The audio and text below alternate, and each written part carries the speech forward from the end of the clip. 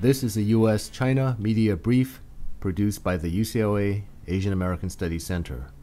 The U.S.-China media brief features interviews with experts and other prominent individuals involved in studying and documenting the dynamic and ever-evolving relationship between the United States of America and the People's Republic of China. I'm Russell Leong, Director of the U.S.-China Media Brief of the UCLA Asian American Studies Center.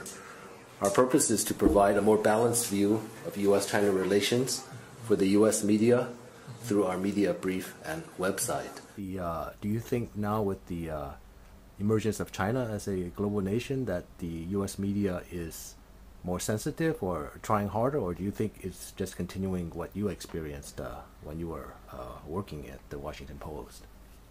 I think the American media are not working for China. They don't have the obligation or duty to make China image look good.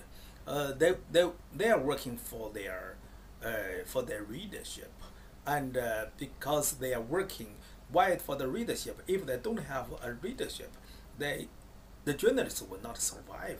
Actually, most journalists are writing or reporting for a living, that they have to meet the demand of their market.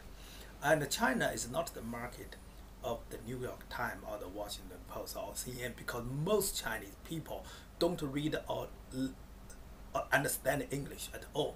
And it's just like most Americans, except the Asian Chinese or American Chinese, some American Chinese can read Chinese.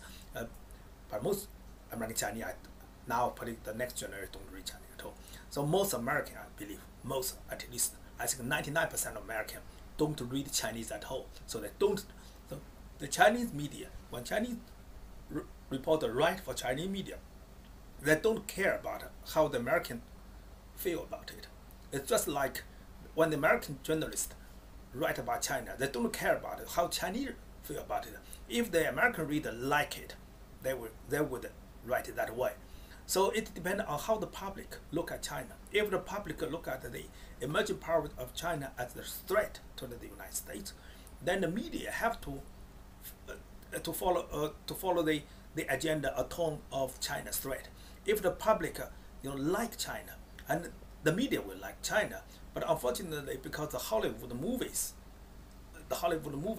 sometimes the Hollywood for entertainment, but the public accept whatever Hollywood movie story as truth, just like the 7 Years in Tibet. Most Americans just like that Hollywood star, but people don't know the truth about the story, that the author, the real hero in that film was a Nazi, was a Hitler's spy, and so people don't want to see the truth because you hurt people's feeling. So no journalist or media dare to hurt the feeling of the majority of its readers.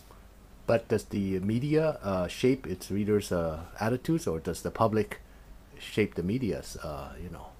It's a interaction. They shape each other.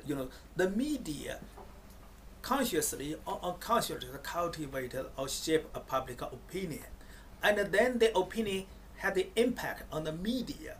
So the bias will become stronger and stronger because of the interaction between the media and the public, the majority is just a mass, a mass. But now we cognate a good word. It's called public. If we say the public, we always say the public is, is good. Whatever the public stand for is truthful. Whatever the majority stand for is truthful. But we forget the truthful picture. The majority of the people, compose the mass. Mass is composed of any kind of element of the society. They need to be educated with the truth. Otherwise, we don't need scientists. We don't need philosophy. Otherwise, Confucius, Socrates would not be valuable. Now, it's true that I think most American journalists focus on predictable issues and certain negative aspects in relation to the U.S. For instance, economy, human rights, censorship, so forth. But part of a journalist's job is to highlight problems usually, not the positive issues. I'm sure it's the same in China. So is the U.S. media wrong in highlighting, in being kind of critical of China? This is a good question. The Chinese scholar of journalism have been raising this question every day, and I'm just reading a Chinese journalism journal here. There are an article, debating about this. The author argue why the Chinese media or the government didn't allow the Chinese media to give heavy coverage of Tibetan right or Xinjiang right. They just make this right and look not that horrible, and they just give people a harmonious society. And so we understand the media is controlled by the Chinese government. And so what do we expect a government to do when a riot come out, particularly a riot between different ethnic groups? If you give a lot of focus, and probably the media would sensationalize and exaggerate. So if the Chinese media sensational exaggerate, not exaggerate, not a good word, just some bloody picture, very graphic picture of people being killed and a lot of blood and people being head being smashed and even being beheaded, and so that would make people of different ethnic groups hate each other. So the riot would continue and continue, will never, and the hate will grow up, will grow a hate, and the riot will continue. So from the government point of view, they want a peace, they want harmony, they want a different group of people to live in harmony, maybe to love each other again. And since the media is owned or controlled by the government, so that's the logic of the government. So suppose, but that's not possible, but suppose if the American media is controlled by the American government, then there was a racial riot in the United States.